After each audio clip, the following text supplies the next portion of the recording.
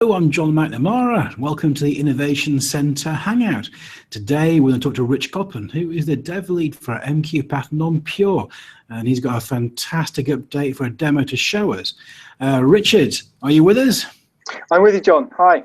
Okay, buddy. I'm going to hand it over to you, and if you can give a quick introduction to the demo and take it away, that'd be awesome, buddy. Thank you, John. Hi, yeah, my name is Richard Coppen. I'm just going to spend a few minutes here just showing you some of the updates that we've made to the MQ pattern type offering for PureApplication System. The main addition here has been to introduce multi-instance MQ and HA support. So I was just going to do two things really. One was just to show the changes in the pattern builder, how you go ahead and build yourself a HA MQ pattern, and then we're going to look at a running one and just show the failover of a pair of queue managers. Okay, so let's get started then. So last time the demo I think was a little bit longer. We went through the whole life cycle about how you get MQ onto the system and all that kind of stuff. What I was going to do today was just go straight into the pattern builder and show what's changed between that last video and today. So here we are in the pattern builder. You can see here that on the latest pattern type update, we're now delivering MQ 8004. Just going to go ahead and drag a server onto the canvas there. Just need to do a couple of things here, just add a little bit of memory and a couple of CPUs for this MQ server. And then I'm going to go ahead and configure it. Now the biggest change here is this drop-down box. Before we had single instance and just the file installation of MQ. Now we've got a couple of other options here. So we can go ahead and select a high availability active instance. So this is going to be the initial active queue manager that gets run following deploy. Let's go ahead and just put a queue manager name, a port, and if you like a description of the queue manager. You can see that that's pretty much everything we need. One of the other additions here is just a directory for shared storage, and that's so that the active and standby queue managers can go ahead and just talk to each other. Grand. Okay, so there's a little yellow warning triangle here. One of the reasons that's there is that it has a dependency on the GPFS file system for that shared storage. So I'm just going to go ahead and add a GPFS policy. So there is there. And now we just need to link these two things up.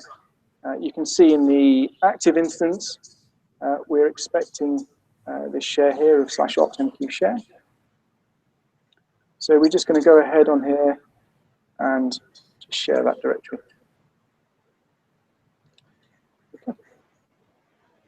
One of the things we just need to do on the box is just add a password so that we keep the right. There we are. Okay, so that active instance of MQ is now set up. He's going to be talking to this GPFS file system, and we're almost there.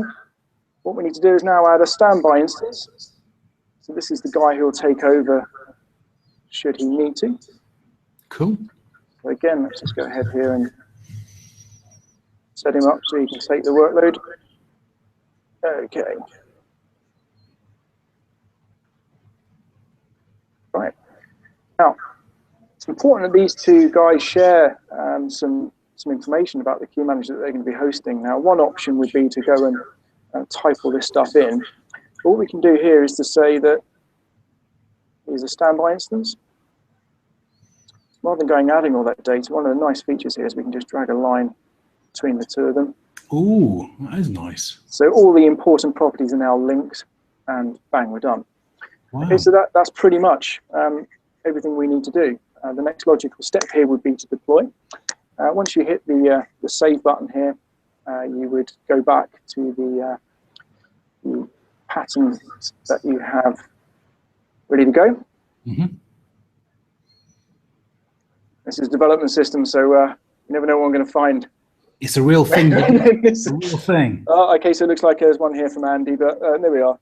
One of the things you would then just go and do is when this loads up is hit the deploy button. And you've got two choices, really. You could deploy within one rack, and the two queue managers would sit across two VMs located in the same rack, or you could go one step further and do that cross-rack, and we support both.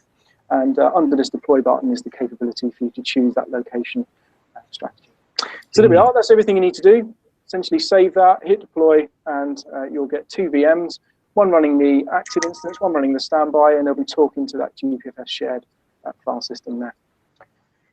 Okay, so the other thing I promised I'd do here is just show you one that was running. So here we have one I prepared a little earlier. We can see that this guy's been running, was being deployed from an existing pattern. The wrong button there, but we'll see what happens. It takes a couple of seconds to load.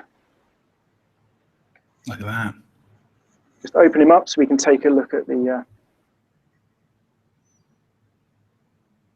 diagram behind.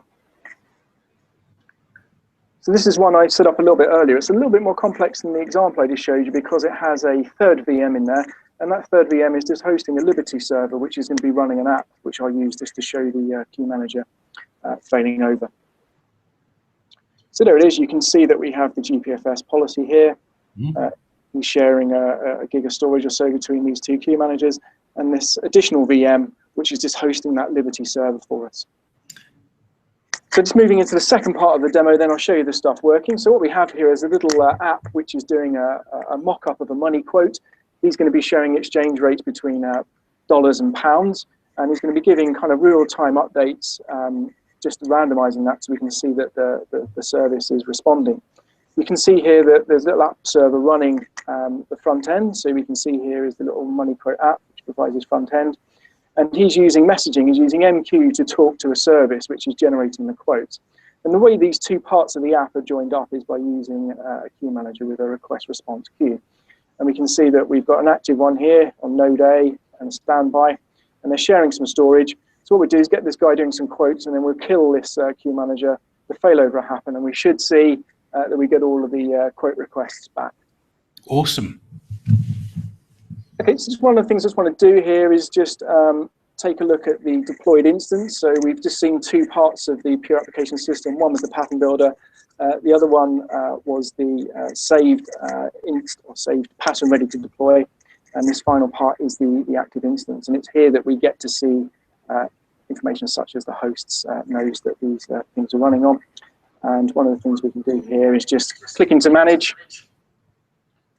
Add that exception there. Sorry about that. Okay, and this now takes us into the operational side of things. We took a look at this in the last video and we went into quite a bit of detail. I think the key point here is that we've added a little bit of additional capability under the operations tab to cope with the HA queue managers. So when this loads up in just a second, we'll just take a look at what's there. Just to summarize that, it gives us a couple of things. One is we can see where the active instance is, and the other thing is we can force a failover, which is what we're going to do when we load up our app in just a second. So here we are. We know the active instance is currently on node A. You can see here the features, the operational features we showed before, so they're all still there. And this new little section here called HA. So we can do things like show whether this is the active or the standby. But for the purposes of this demo, we're going to force a failover. So we're going to use the submit button just here. Okay then, right, so let's just take a look at the app. I'm just going to make this window a little bit so I see all three things happening at once. So here's the app, here's the front end we saw on the diagram. Here is the application log, so we can see the server log. Currently it's not doing anything because we haven't asked it to do any work. So what we're going to do is just put a dollar value in here, it'll start quoting, and then we'll insert a fault or force a failover. We should see a little bit of trouble in the log here, and then we should see the failover complete, and we should at the end of it have 15 quotes. So John, yeah, give me a dollar value bigger than 1. 15. 15, okay, so $15, right. I've not tested 15 before, so let's hit quote. Okay, so we can see the servers here are working away, messages are going through MQ, yeah. And the queue manager on 26, which is node A, is currently responding for us. We're going to force that failover. We should see all the disconnects in this section here in just a second. There we are. So all the applications have been disconnected because the queue manager disappeared. In a moment, it will rebind, and there we go. We should see that now a different IP address is handling those messages. So that's the standby queue manager is now taken over. Now, with a bit of luck, we started counting at 0. 14 will be our last one. There it is. Bang. Okay, so Nice. we've got all the quotes back. So there we are. Just to summarize, the latest patent type, which is 1002, introduces MQ8004. At the same time, we've added that multi-instance MQ capability. We've tried to make that really easy to build a pattern and get it deployed. Once you have the pair of queue managers up, there's a few operational extras in here just to help with the HA side of things. And as you can see, there's multi-instance with the failover and no messages lost. Wow, buddy, that is sensational. That's a fantastic demo as well. Thank you very much, buddy. Really, really appreciate it. So in which case, Rich, is there a place we can go in the Knowledge Centre to find out more? Sure, yeah. So the MQ8004 docs have been updated with all the latest HA multi-instance information and a good overview of the operational tabs I just showed you. Fantastic. I'll make sure they're in the notes. In that case, buddy, thanks ever so much. It's been an absolute joy. Thanks, John. Take care now, mate. Bye-bye. Bye-bye.